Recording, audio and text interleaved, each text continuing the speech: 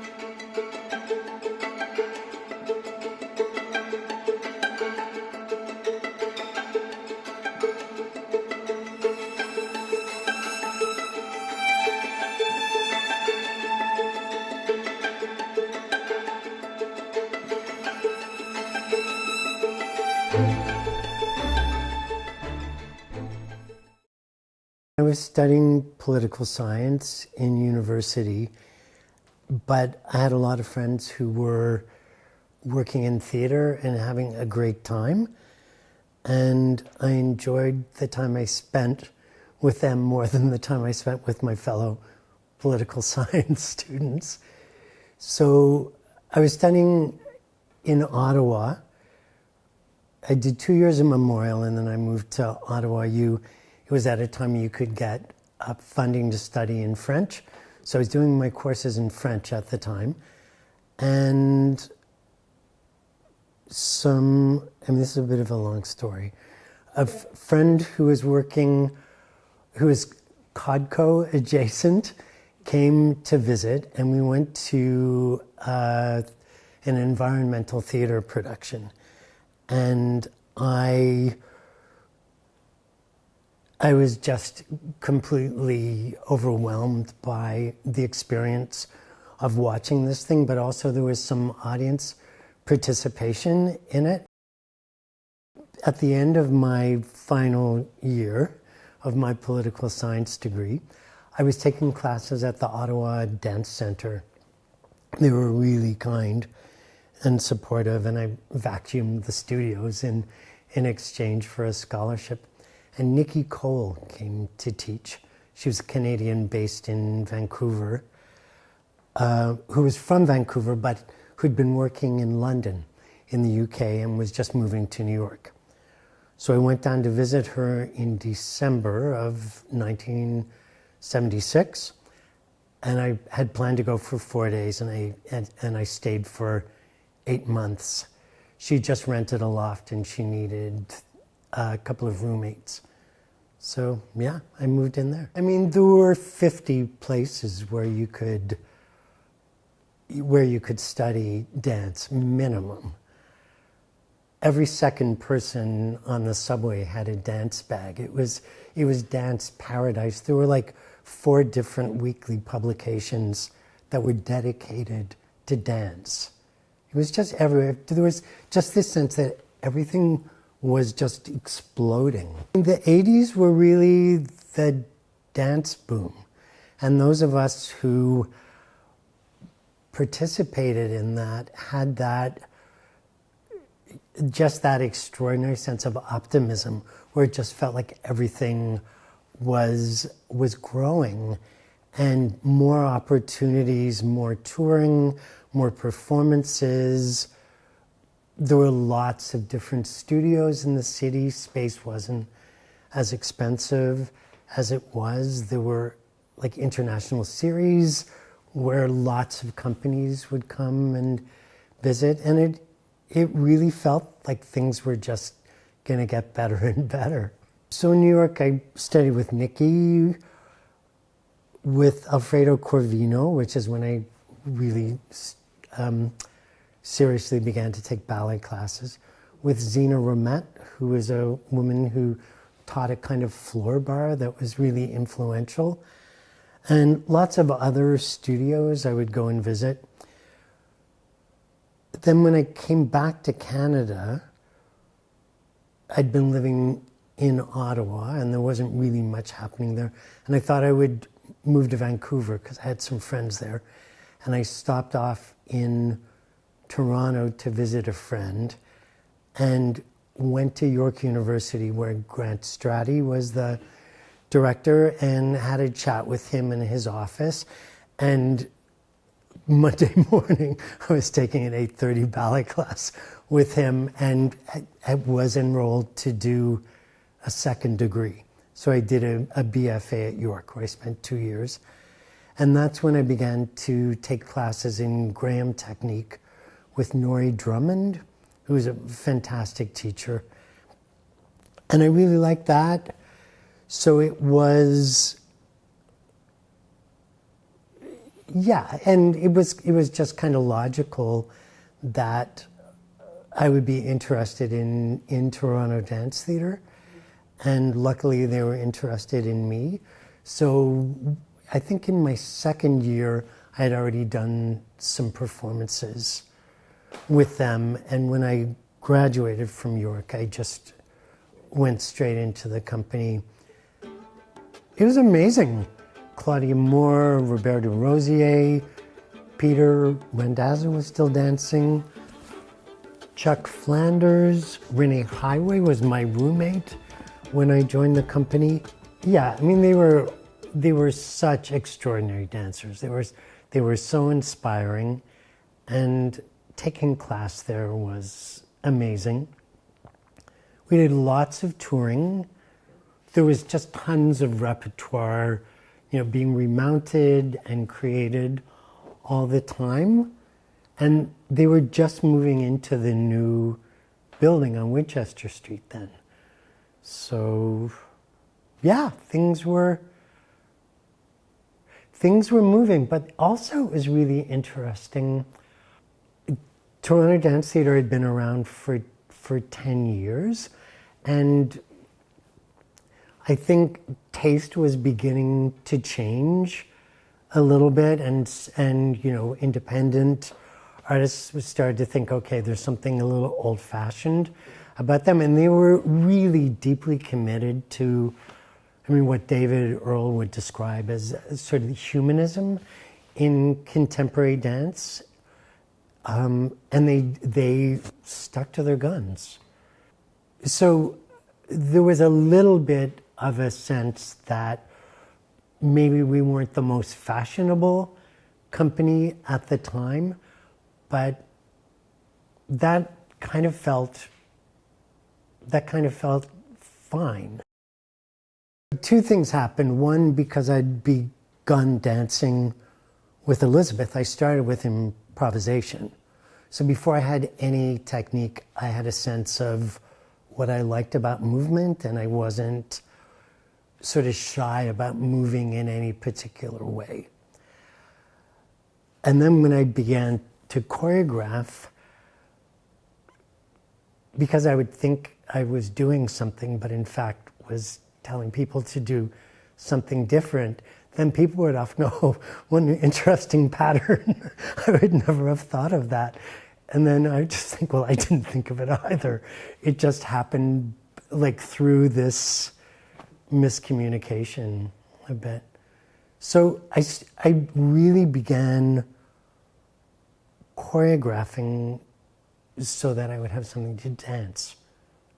I think I had a sense of how I like to move, and then I would just pick up on different. At York, for example, Sandra Caverly was the ballet teacher, and she taught Bournonville technique, which I loved. I just loved all of that beautiful kind of bouncy light. So that, I think, became part of my choreographic style a little bit. You know, qualities in Limón technique, certainly qualities in Graham. Although, honestly, I was very conscious of the kind of seductive power of Graham technique. In a way, it's a little bit of a closed system, like beautifully, because everything suggests the next moment. So when I began to choreograph, I would often, you know, even though my body was sort of filled with patterns from Graham technique, I would on purpose try and subvert those patterns so I wasn't a prisoner of that, let's say. So that's when I began to want to do more ballet. And I loved jumping in a way that wasn't really part of the Graham vocabulary. I loved moving quickly. And then at a certain moment, I discovered different sort of somatic modalities, different ways of moving that weren't based in traditional technical systems. And those were fascinating to me. Working with Stephanie Skura for the first time, for example, where her work with Joan Skinner and Skinner Releasing was a revelation for me. And then, of course, the huge one for me was my encounter with Deborah Hay, when I was already in my early 50s. And it was, for whatever reason, it was a moment where I found a teacher that I completely submitted to without any holding back. And that was a really, I learned so much about myself in that time. David came to me and said that they'd had a meeting and they decided that they were going to, this would have been 1981, make me a resident choreographer for the company. So incredibly generous from the get-go. I made a piece called Schola Cantorum to some Eric Satie, a piece to John Cage called Fleet. I made Glass Houses and Southern's Music in 1983, animated shorts in 1984. Yeah, I was choreographing all the time, and you know, I guess I was teaching myself how to choreograph. And then things got scary because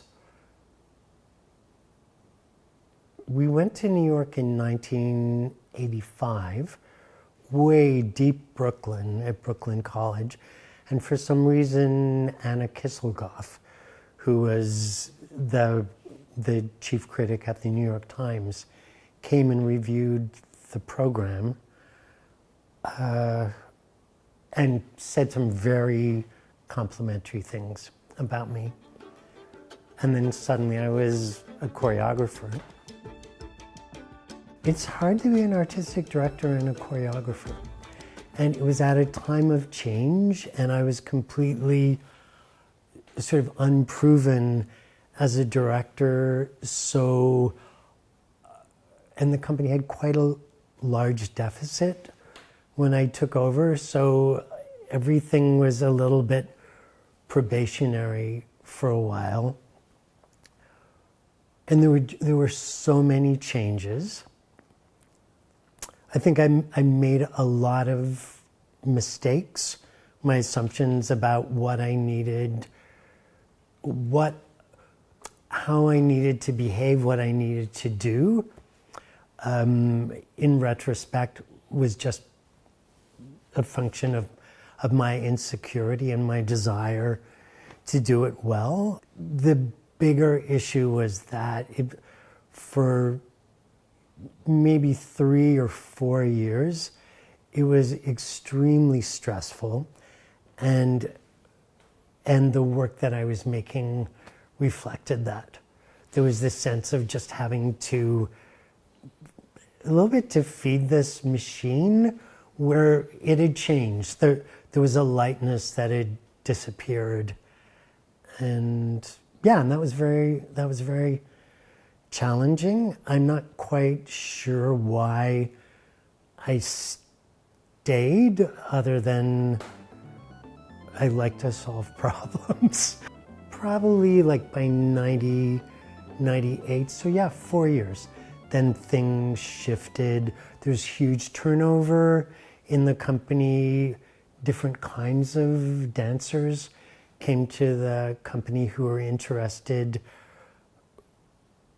who were maybe more specifically interested in what I was trying to do, rather than wishing that things were what they were like when they joined.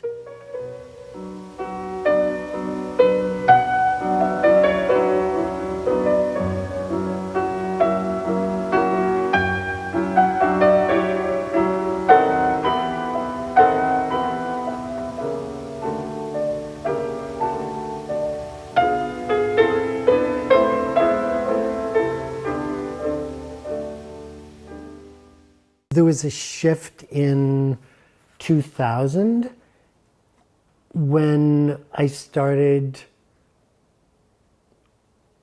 I mean, this is interesting because I was thinking maybe it was time to go and it was time to get out of dance. I felt maybe I had done as much as I could do as a maker, really. So I went to Banff for a month and holed up in the Margaret Leighton colony in one of those little studios, and just lived in the Performing Arts Library and reading and watching things and dancing around a little bit. And after 2 weeks, I thought, okay, I'm definitely getting out of dance. There are lots of other things I'm interested in. And then 2 weeks later, I went, no, dance isn't the problem. It's the way I'm understanding it. That's the problem.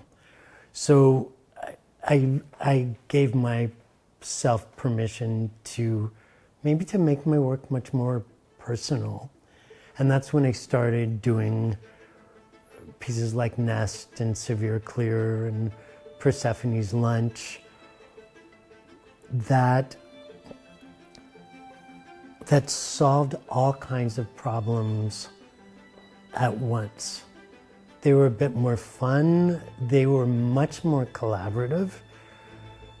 Like all of the contentious things like casting went away because everyone was in it and everyone was involved in creating their own role within the thing. So everyone owned the piece.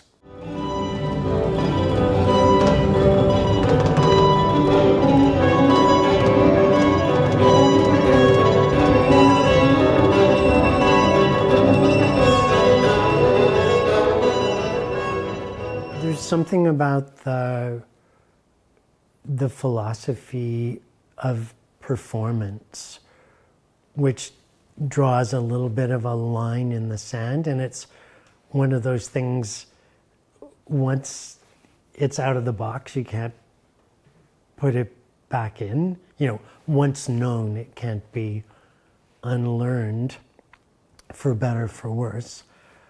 And the essence of that work is really less about showing something that you've prepared and more about inviting being seen in this process of continued research and becoming, which doesn't mean you're flying by the seat of your pants. It's the opposite. It's the same kind of rigor. It's the same kind of preparation, but the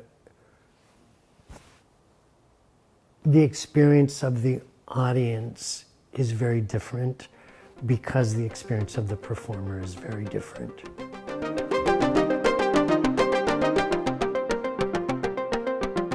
I guess in simplest terms, every performance is a rehearsal for what that piece might become.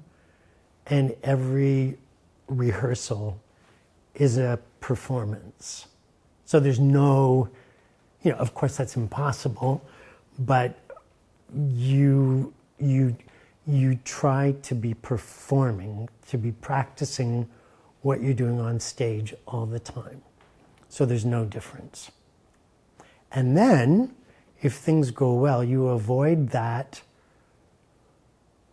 and this works with a group as well, you avoid that thing where you have this phenomenally beautiful, relaxed run in the afternoon where everyone is making these spontaneous and quite risky choices that just land perfectly, and then suddenly it's like the final exam is the performance. And things don't have that same spontaneity or authenticity in a way. And this is also part of this idea of adrenaline, which is so interesting, because when you first start to perform, one of the addictive things about it is when you get that shot of adrenaline, you're like, oh my God, I am flying. You just feel so great. And then you do the second show and it feels like garbage because the same thing doesn't happen. But it turns out that adrenaline is like any drug, any chemical needs to be used in moderation. And that's also part of Deborah's language, this idea of regulating your adrenaline, so that the moment you feel you're getting excited, you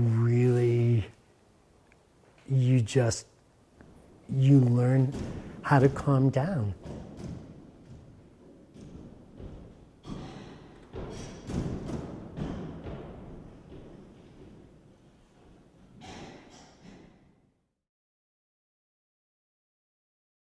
I was really lucky. I got support to make a solo, which I presented in maybe 2022, just at the end of the pandemic, which I've been touring a little bit, maybe in 5 different cities. And I think I'm going to do again in Toronto just after my 70th birthday. So that will be fun to go back to the Citadel to do that, and then we'll see. I'm one of those weirdos, and I think I'm really lucky, and then I've always loved training. So it's never been a thing I have to do in order to, and that's in any physical activity. I just love being able to do that. So I will keep dancing, I think, until I can't walk, and then I don't know, bob my head or whatever. We'll see. I was reading an artist, David Wojnarowicz, someone who's really inspiring to me. And he actually died of AIDS, visual artist and writer, East Village scene in the 80s. And he talks about not wanting to arrive at something, but always being in transition. And I think that that's part of, it's the thing that I enjoy is the possibility of, as you say, continuing to learn.